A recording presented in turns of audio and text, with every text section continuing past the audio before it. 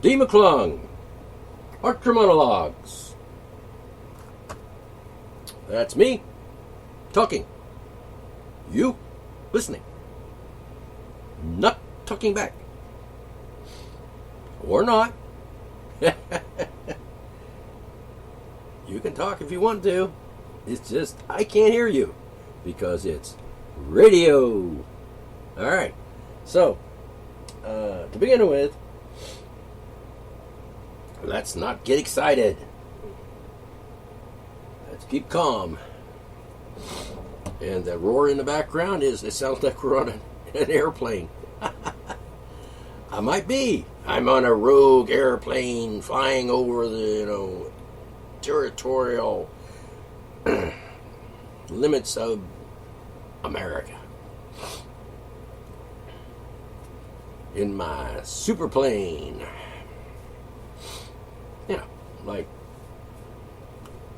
what we call it? Air Force Uno. I don't mean like Air Force One, like the president. I mean, could be, because, maybe I'm just a rich motherfucker and I can afford that. You don't really know, do you? I mean, you like say, oh, that guy's like, probably lives in like a trailer park somewhere, white trash kind of guy, and hillbilly hick, and in some hills of West Virginia, like Doddridge County or somewhere like that, and the only other people in the town is like a cow. I think Doddridge County has a great number of cows, and probably in proportion to the people that live in Doddridge County, this is West Virginia, there's probably a lot of cows compared to human beings. Maybe more cows than human beings. I don't know. I'm making this up as I go along. And I don't mean to be making fun of Doddridge County folks.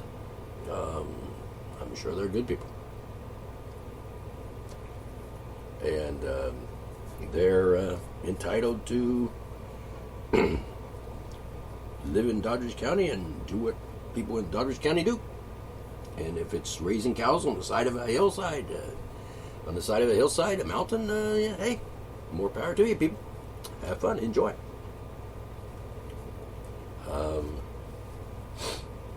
catch what I drift? You catch my drift? All right. Now, here's the thing.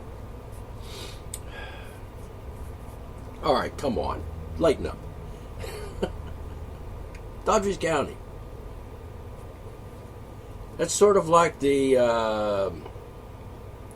Alabama or the Mississippi of West Virginia. You know what I'm saying? It's sort of like the Alabama or Mississippi of West Virginia.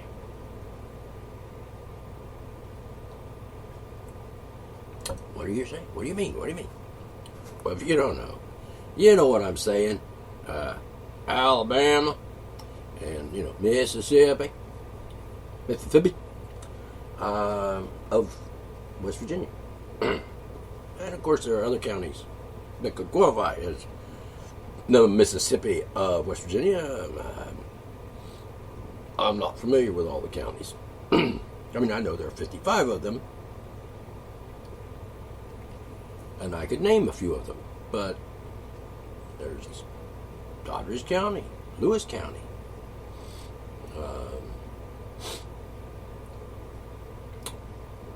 Other counties. I wonder if Tucker County would qualify as the Kentucky of West Virginia. As a comparison to the whole nation. All right. Am I insulting people? I didn't mean to. I'm just having a little fun with you people. I mean, come on, lighten up. Would you rather I be ranting and raving and calling people Nazis and fascists? I mean, do you prefer that?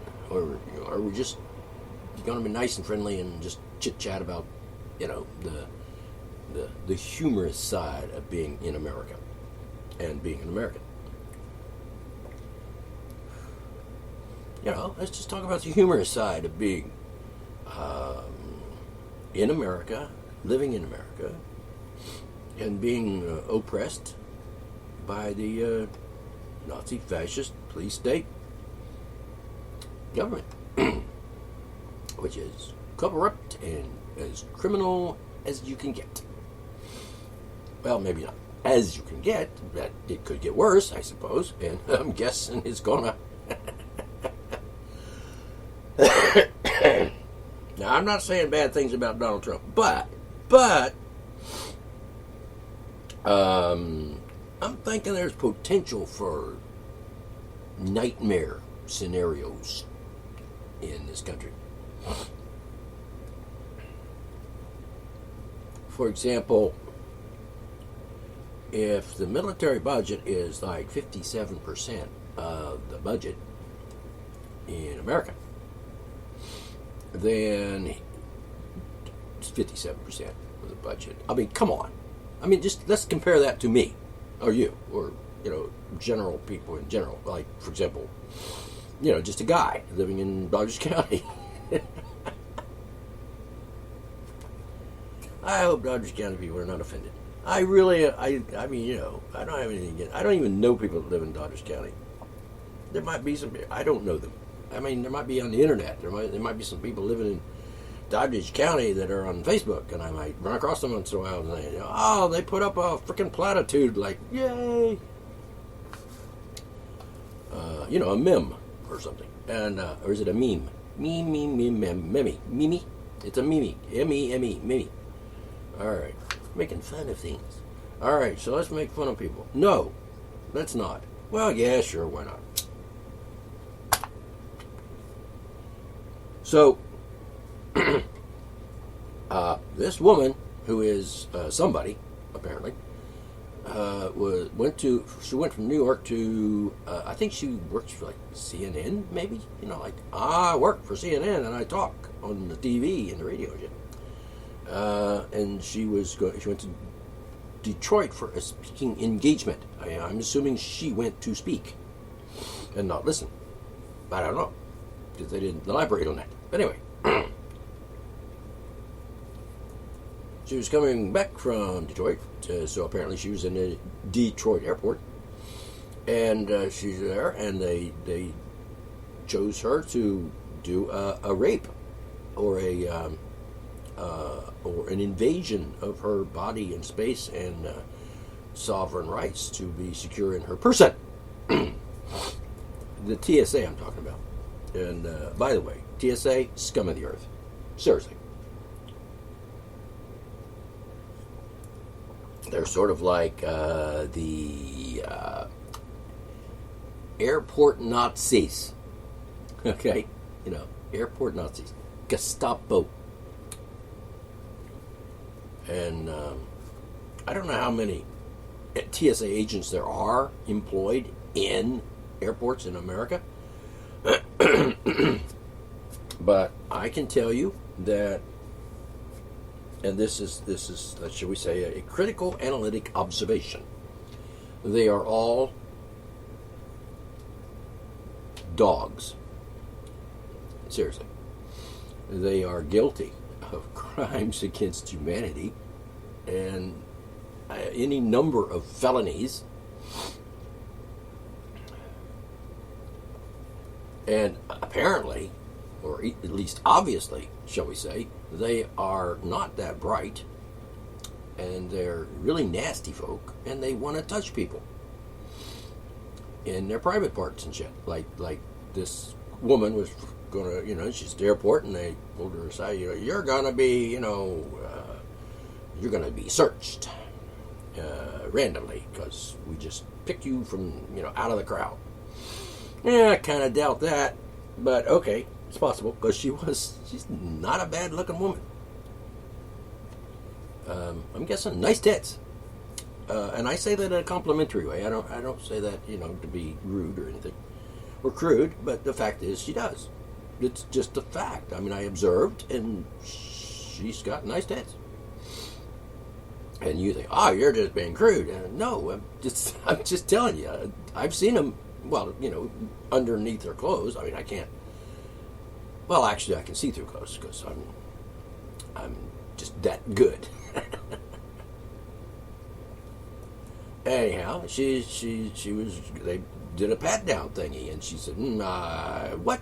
And they said, "Yeah, we're gonna," and it means we're gonna touch your body all over, from like your hair, your neck, your back, your buttocks, and probably your butt crack, right down there. Take the back of the hand. Well, how can you do the back of the hand?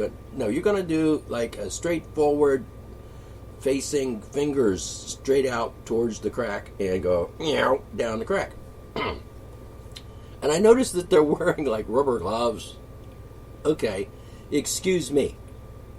Am I supposed to believe that just because I got like a freaking one of them blue glovey things on my hand that I'm not feeling anything in the tips of my fingers? Well, that makes it all right, because it's like totally impersonal. It's like, it's like a doctor, doing a prostate exam, digital, with his finger. And he puts on the rubber glove, and he puts a little KY on the end of his finger, and he rams that sucker up your ass. And wiggles his finger around and titillates your prostate. I'm often wonder what if a doctor had really small hands and short fingers, would that be a problem? Doing that exam. Anyway, so it's like the doctor is going. What finger is he using, by the way? Is he using the index finger, or is he using the middle finger, which is longer? And I would think the middle finger could reach in and feel the prostate better, because it could probably even just get around it on the outer edges, as opposed to the index finger, which is kind of shorter than the middle finger, and you're sort of limited in. And besides, you can get the middle finger so much far deeper in before the knuckles of the other fingers kind of put an end to you. Stop to how far you can go in. Unless you want to put two fingers. I'm thinking, what if a prostate exam required two fingers? What if when they were back in the older days, when they were like thinking, we need to examine the guy's prostate to see if it's big or small, too big, too small, and and if it's got lumps on it or whatever, and how are we going to do that? We can't. We don't have cameras that are small enough to fit in there. Hey, yeah, try to put a Polaroid or a Kodak in there. And even before that, they didn't even have cameras. Back 200 or 300 years ago. So I'm saying, what was the circumstances and what was the conversation like in the science lab, in medical science lab, where they're like, we have to examine the prostate, and how are we going to do it? We could stick our finger up his ass and, touch it and wiggle around my finger around in his ass and kind of get a general idea about how big it is or small it is, or if it's got any bumps on it. Like, we could do that, and then somebody else, some other medical doctor, science person says, well, that could work. That could work because the prostate's only about a finger length up the ass inside. But what if we have short fingers? I don't know. We could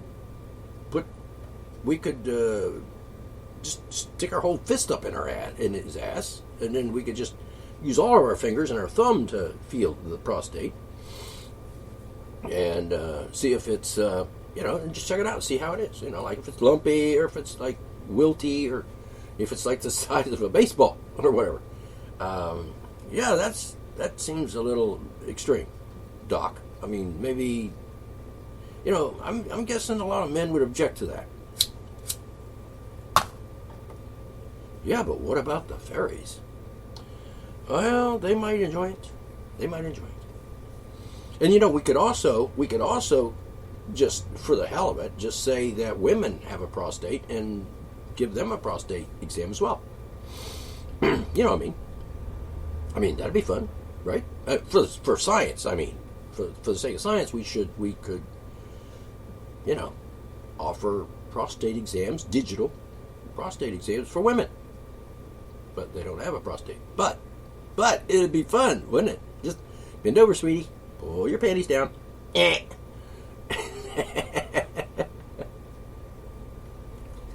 I'll be honest with you. I have done a digital prostate exam on women.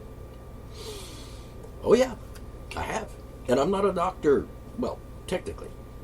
I mean, I'm not like, I don't have a PhD in brain surgery or anything like that. In fact, when I was in school, about the highest level of medical learning I was exposed to was some kind of class called biology. I think there was a little bit of anatomy in there, so on. And I'll tell you the truth, that class, and this is in high school, I think like in about the 12th grade or something, it was pretty lame, to be honest with you. It seems to me like I had 2 classes in biology. Biology lab and biology in classroom.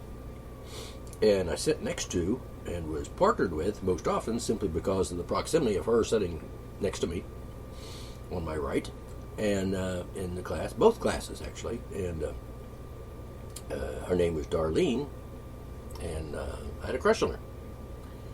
And to be honest with you, and she was cute, to be honest. Yes, she was definitely cute. And I was sitting like there. I mean, I could just touch her with my elbow accidentally on purpose. And, anytime I wanted, because there she was. I mean, I'm talking there was like centimeters between us. She's sitting in her chair, I was sitting in my chair next then there was a long table like in front of us. And there were other people on the other side of the table, on the other side of her, going down the line at the table. And we were partnered, as it were. Like she and I were partners, and I was very thrilled about that. I would have loved to have been her partner at that point in my bedroom. All right. Because I was really horny at that point in time. I was, around 16, somewhere. 15, 16, that age bracket, whatever you are when you're in the 11th and 12th grade. And I was like really horny, really, really, really horny. And I was like a virgin, which is really pathetic. I was a virgin until I was 2 months shy of my 20th birthday. And, hold on. So, anyway, if you're, doctor. So we're talking about sticking fingers up people's ass. Well, we're not. I am. You might be talking about it too. I don't know. Yeah, and I wasn't playing doctor particularly. I was actually playing porn star. Well, that's a questionnaire about that. And is everybody that's in a porn video a porn star? What qualifies a person as a porn star?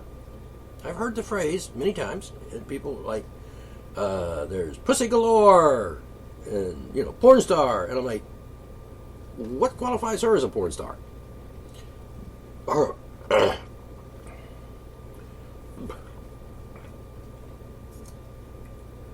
Wait a minute.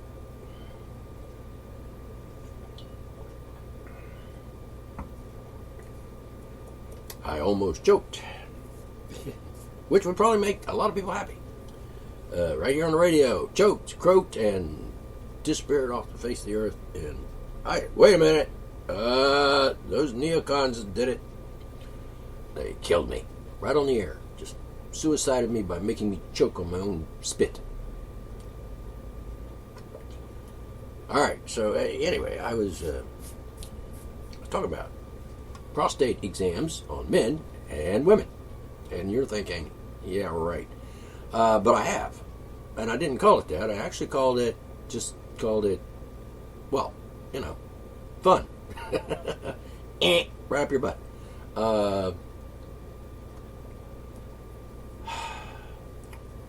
Some of the girls that I've done this with, or two, as the case may be, see, there's the thing. if I did it to her or did I do it with her? I mean, were we like partners in sin or pleasure, as the case may be, or were we, or was she like the object of my affections? I mean, did I stick my finger up her ass for fun and pleasure, or was I actually looking for a prostitute? Well, she was a prostitute. Anyway, I was one of them, not all of them, just that particular one I'm thinking about right now. She was a prostitute. And some of them were not prostitutes. Some of them were like friends of mine. And some of them were like, like as if there were hundreds. No, I didn't have hundreds of sexual partners in my life. Not hundreds. Maybe hundreds of times, but not hundreds of women and people. Because in this modern enlightened age of everybody's equal, including men, women, and boys, girls, whatever, the gay, lesbian, we're equal to you straight people.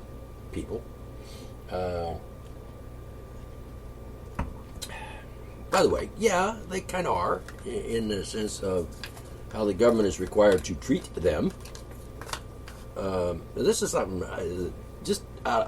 I know I'm kind of going from this to that, to this to that, to this to that, but just, if you get lost, just take notes. Or better yet, just replay the radio show, this episode, just start from the beginning and listen to it again. And take notes the next time. Duh.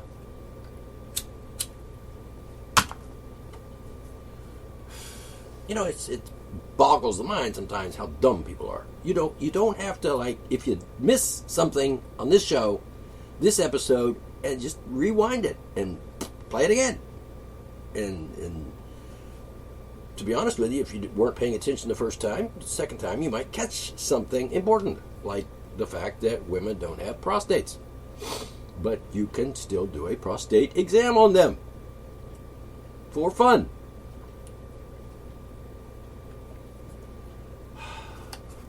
Really. And some of them like it. They go like, ooh, ooh, and they get quivery and their pussies start dripping. Yeah, seriously. I know this for a fact, from experience. And if they can be believed, some women have actually told me, yeah, I like that. Do it some more. Stick it in deeper. Your finger, I mean. And they say, wow, what big fingers you have. Better to prostate exam you with, baby. The problem with that is my fingers are not big, huge. I mean, I've actually got rather dainty hands, almost girly hands. And that's not to suggest that my hands have been used in a girly fashion. My hands are delicate and sensitive, and they're not as beat up as you would expect for a guy who's been doing really hard labor for most of his life. I don't have as many calluses as I used to, but they've kind of faded away because I haven't actually done things to create calluses. You'd think the calluses would stay forever, but no. If you're not doing any of that, like hammer and chisel stuff, your calluses kind of go away sometimes. And if you haven't been digging any ditches lately, I dug a ditch last summer. I needed to do some drain revitalizing, drainage. Thinking about prostate exam again. Oops. You don't really want to do a prostate exam of a woman, or a guy either for that matter, if they, he, her, or she, he, it, or as them have, like drainage, like diarrhea. An active case of diarrhea and a digital exam don't really go together very well. Kind of gross. Not to say that it hasn't been done by a doctor in some emergency room somewhere. I'm just saying. If you're doing it for fun and pleasure, then probably not. And by the way, I'm not some sort of exceptional human being in regards to the availability and the observation of porn on the internet. I mean, there it is. And yeah, why not? And I'm not going to go into the pros and cons of pornography or watching pornography, because that would take a whole program itself. All right. I just want to say this, okay? So don't get crazy or anything. Okay, I'm just going to say it out loud.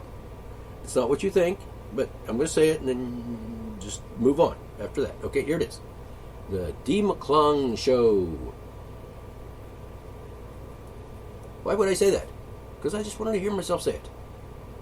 Am I a narcissist? If I am, and I have a tendency to think maybe I am a little bit of a narcissist. And I think also probably that most people are. Because, oh, by the way, the word narcissist didn't come up until like 1920s. As you would imagine, probably in America. In the psychology department of some... Anyways. Narcissist. What do you call a narcissist before 1920? I don't know. George? John? Bill? Mary? Any good-looking woman? I'm going to look in the mirror at myself. Put some makeup on my eyes. Yeah, narcissism. Not the bad thing that people think it is.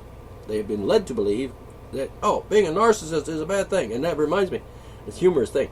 I was on Facebook, and there's this one thread that someone started. It was a meme and a thing, and it had to do with the Ten Commandments and shit. And I made a comment or an observation, as I am inclined to do from time to time, because after all, I am an observer of the human condition, and it's sort of like my occupation to be analytic, critical of people, and observe, and then come to some logical, calculated conclusions. Logical conclusions. So, that's my job, so to speak. Which goes back to that question is, what is a professional? And what is an expert? I didn't mention that before. I just brought that in to this monologue, which is what it is. Me. I'm talking, you're not. Okay? You might be talking wherever you are listening to this. That's fine, but you're talking to yourself or someone else that's there with you. You're not talking to me, because it's radio. I mean, get the concept in your head. Radio. You listen to radio, you don't talk with the radio. I mean, you could, but it's like one of those things. I hear voices. It's coming out of that box. Are they AM or FM? AM or FM? Anal masochistic? Or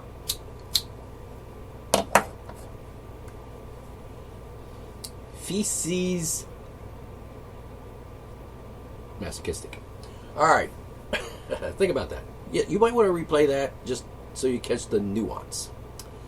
All right. Fecal masochistic or anal masochistic? We were talking about anuses, not Uranus. Well, we weren't talking about Uranus. We weren't talking about planets and things. We were talking about human bodies, assholes, and sticking fingers and stuff up in there. So anyway, the doctors or scientists, medical scientists, were like thinking, how are we going to, what do we do? How do we examine them? I mean, do we like cut open their butt and and spread open their butt cheeks a little bit and look up in there with our eyeballs and maybe take a magnifying glass or something? What? How we flashlight? Shove a flashlight up in there. Well, if we do that, we don't have room for our finger. Shit. Anyway, they were thinking about it, talking about it. I got an idea, says one of the doctors, who is especially sexually maybe perverted, Which, by the way, being a pervert is not a bad thing.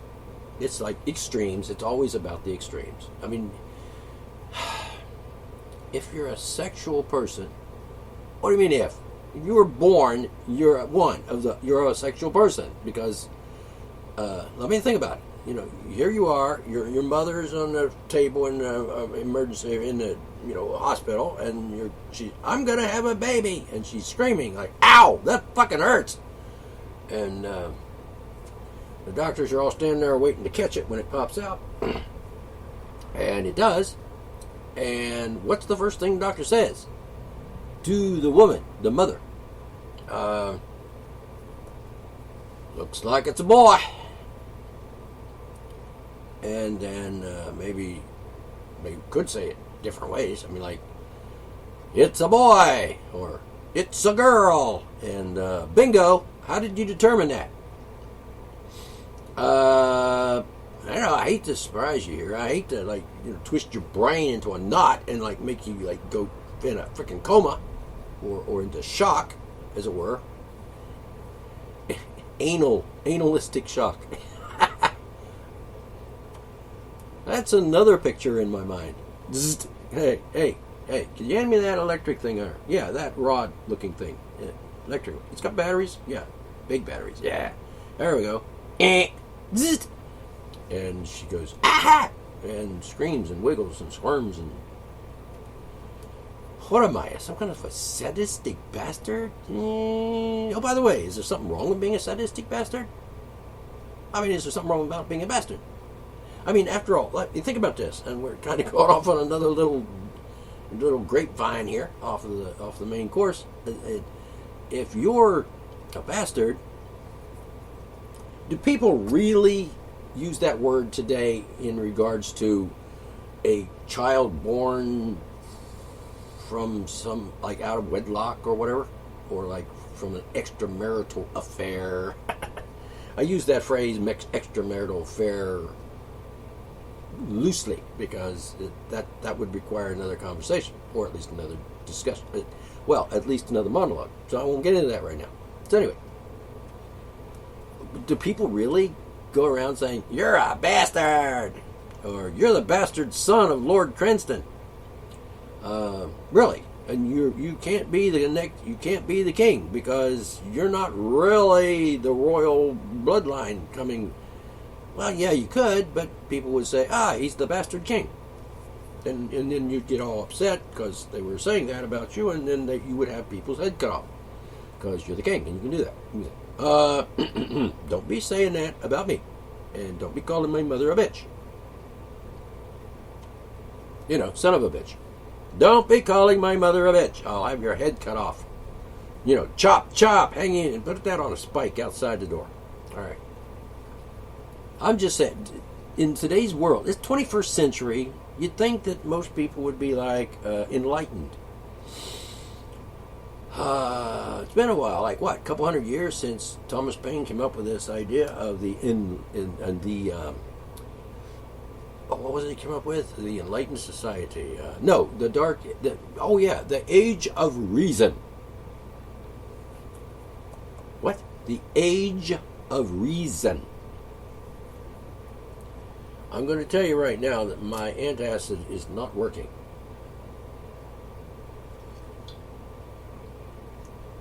I'm rather disappointed.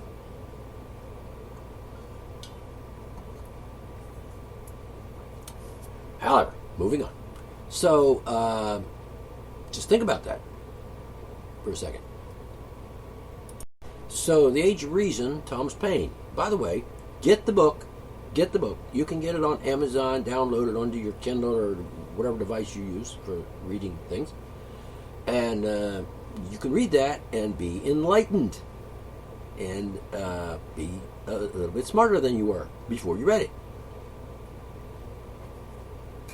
Now, I'm being presumptuous here because I'm presuming that you don't already know that certain things are true. And certain things are reasonable. And that's one of the problems I have with most people, Americans at least, is that they refuse to be reasonable. They refuse to be reasonable, meaning function as reasonable people. Use their brain for reasoning.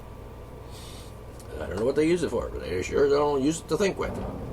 They probably use it to, clean out their toilet or something. Whatever. Hold on, gotta go.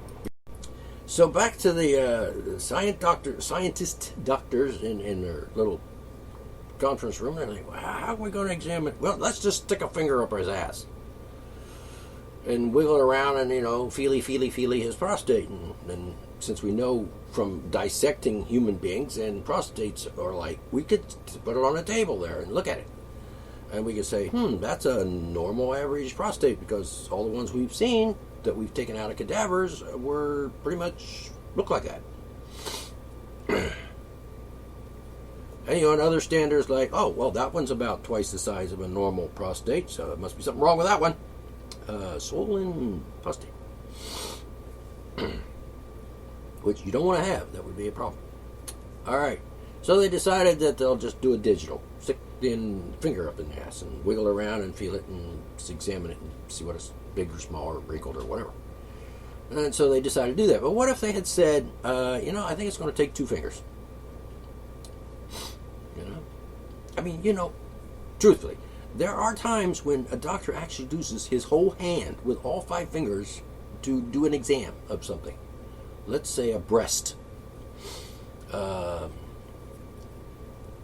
There's the doctor and there's the woman, and she came in and she said, hey doc, you should examine my breasts because I think maybe there's something wrong with them.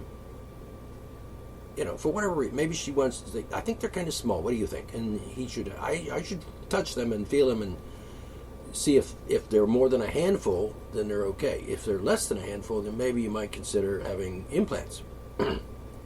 But let me take my hands, both hands, put one hand for each breast, and place them over your breasts like this, cup them over your breasts, and go and then you get all incensed and oh, you assaulted me and shit.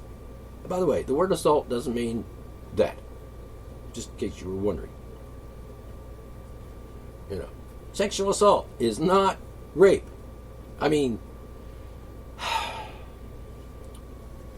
See, the legislature decided to get together one day and say, let's just forget using English as in our laws, and let's just make up words or take words that mean something else and put it in the law to mean whatever we want it to mean. And then actually, since the law requires us to define a word we use if it's not found in the dictionary that way, or in common usage, like the word person, which doesn't mean person in government, because they've defined it as a corporation. So I'm not one of those.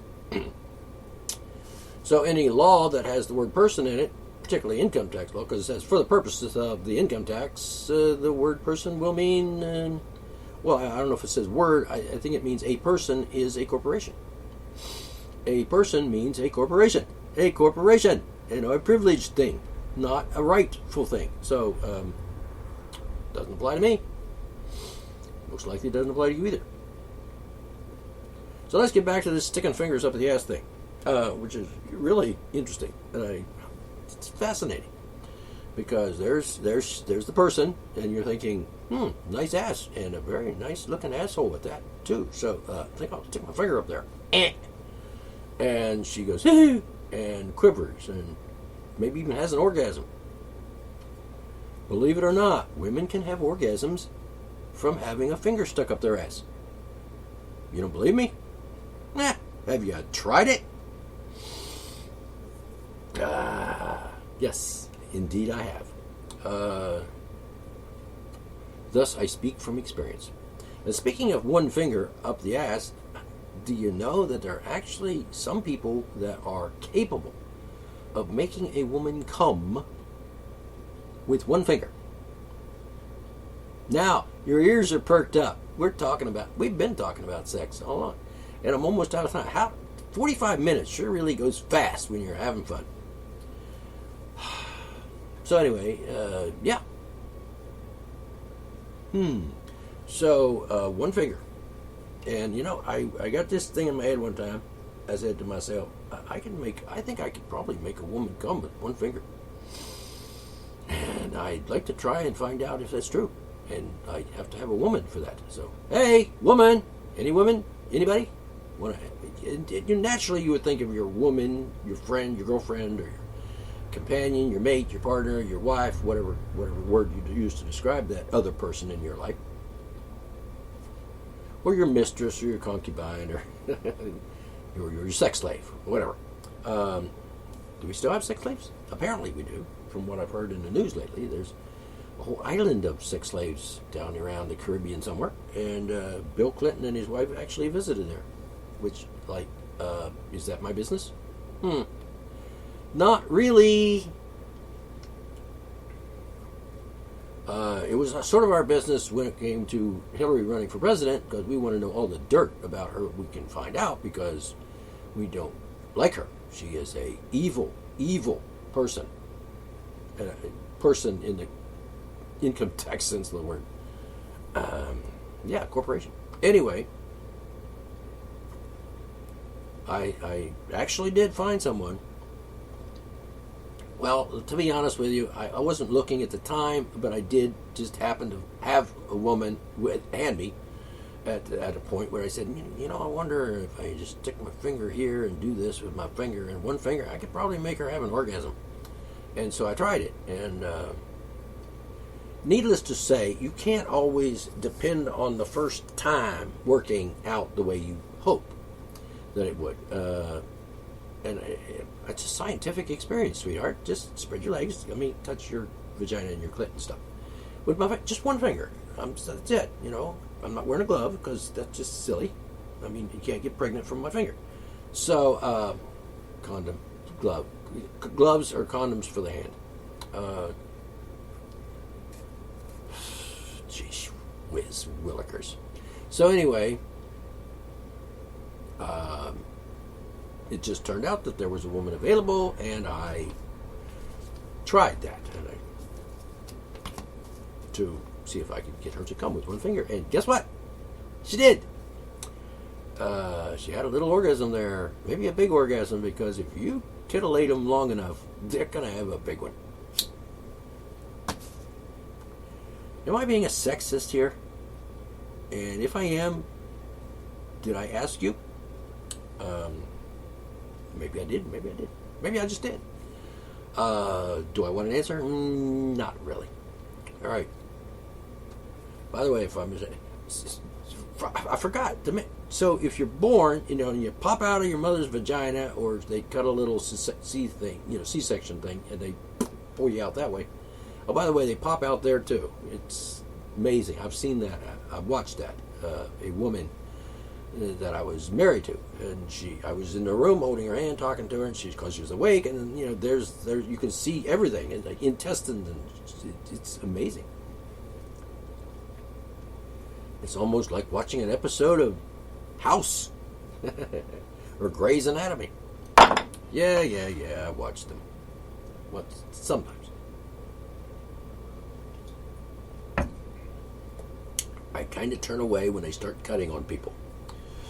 Gross. I'm sensitive. Alright, so I'm going to have to end this episode because we ran out of time. Damn. Where does the time fly? 45 minutes comes up. Bingo, it's there. So I'm just going to close this one out, start another one, and continue. How about that? Okay, sounds good. So this is D. McClung. Yes, I am D. McClung. I guarantee you I am D. McClung. And, if I spell it capital D, small e, guess what? That's the way I spell it. If you don't like it, fuck you. So, D. McClung, Artra Monologues. And, by the way, I know that the correct spelling of monologues has a UE at the end. But it just doesn't look right to me. And so I'm being an artist. I shape things and form things and color things, any fucking way I want. That doesn't mean I've turned my English language into babble. So anyway, I'll catch you on the next side. Later. Have a good day.